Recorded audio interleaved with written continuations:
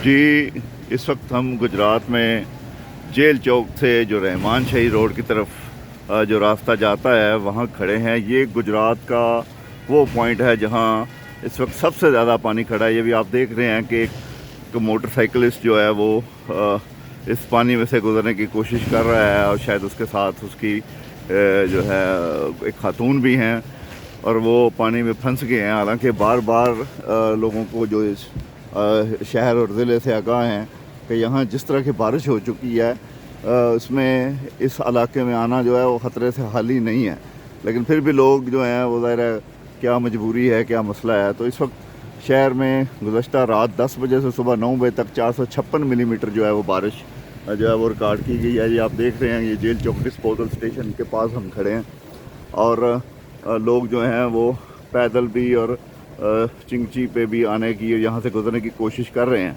लेकिन इस वक्त सूरत हाल बहुत ही ख़तरनाक है। गुजरात की तमाम सड़कें जो हैं वो एक नदी नाले का मंजर पेश कर रही हैं और ऐसे लग रहा है कि जैसे हम वीनस शहर में जो है वो रह रहे हैं और यहाँ कोई कश्ती की सर्विस जो है वो चलाई जानी चाहिए।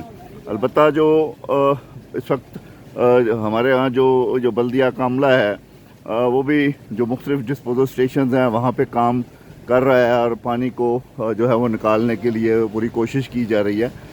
ताहम इसमें अभी काफ़ी घंटे लग सकते हैं और इस वक्त जो जलालपुर रोड है उस पर 45 इंचेस पानी खड़ा है। ये जहाँ हम खड़े हैं इस वक्त यहाँ 41 इंचेस का पानी है और उसके बाद गरीबपुरा रोड पे भी बहुत सा पानी खड़ा है।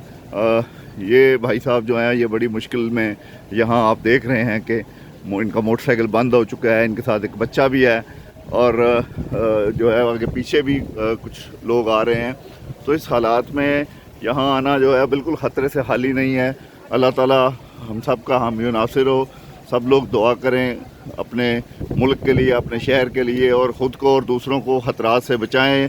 और इन हालात में गुजरात शहर की तरफ आने की या शहर में जो लोग हैं वो उनको अपने घरों में से निकलने की बिल्कुल कोई ज़रूरत नहीं है। कोई एमरजेंसी है तो रेस्क्यू 1122 से रब्ता करें, पुलिस से रब्ता करें, इंतज़ामिया से रब्ता करें। अदरवाइज़ ख़ुद निकलेंगे तो आपके लिए जो है वो मुश्किलात और परेशानियाँ जो हैं वो बनेंगी।